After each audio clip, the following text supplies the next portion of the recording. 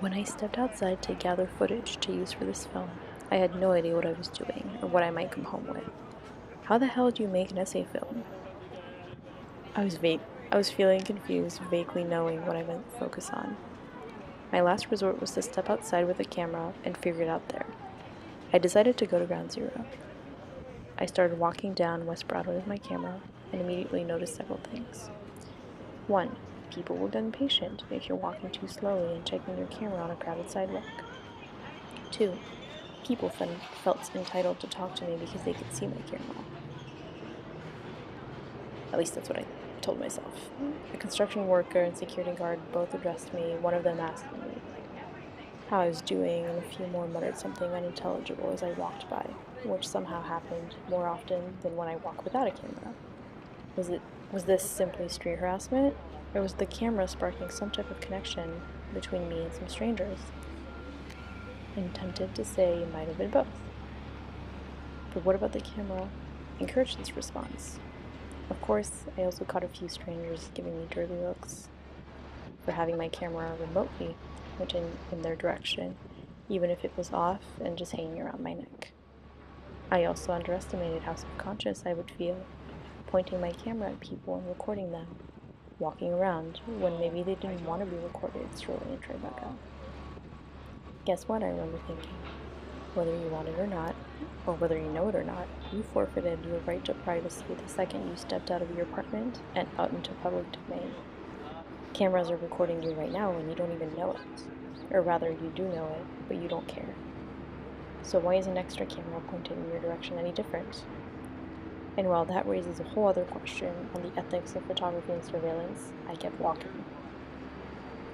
I finally arrived in view of the Oculus, the Freedom Tower, and the World Trade Center Memorial Site. The weather was beautiful, and the tourists were all out to play. The sheer number of phones, cameras, and general recording devices present in the area of the memorial itself was astonishing.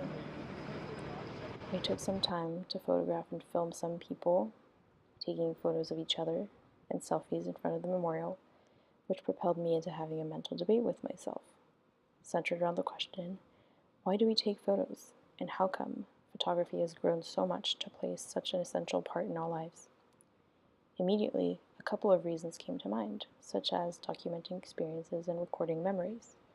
Roland Barthes wrote in Camera Lucida that taking a photo of someone was a reminder of their death, their mortality, our mortality.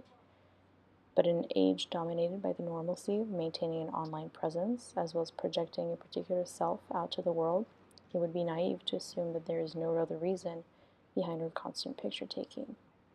Judith Butler's Undoing Gender then came to mind, leading me to wonder some more about the nature of our need and growing habit to take photos.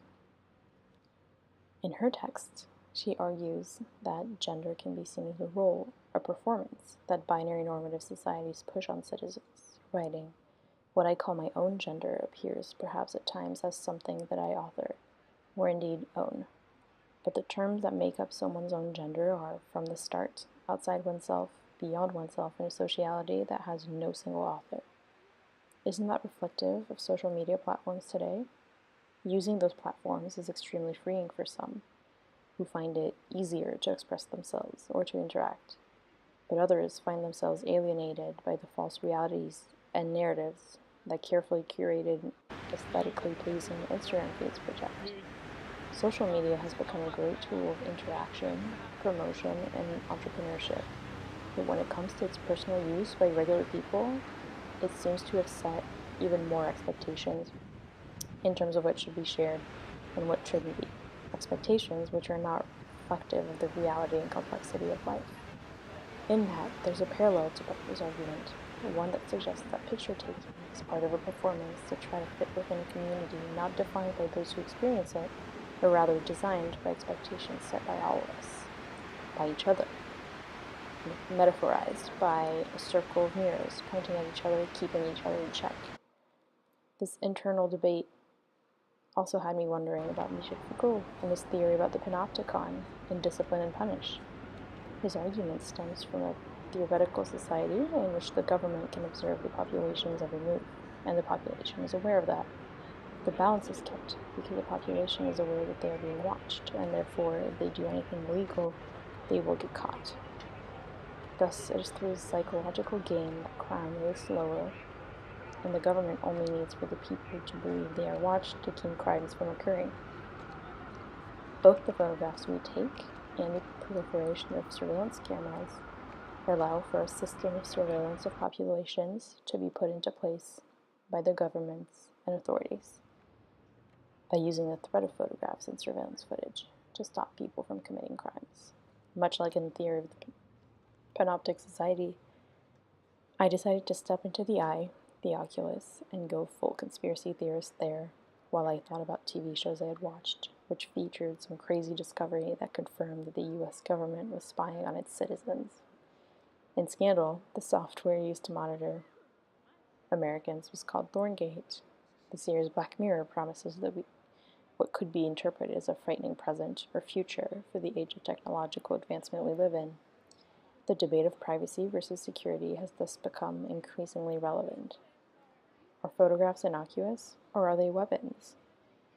The world of today doesn't allow for an easy way to live off the grid, one might say.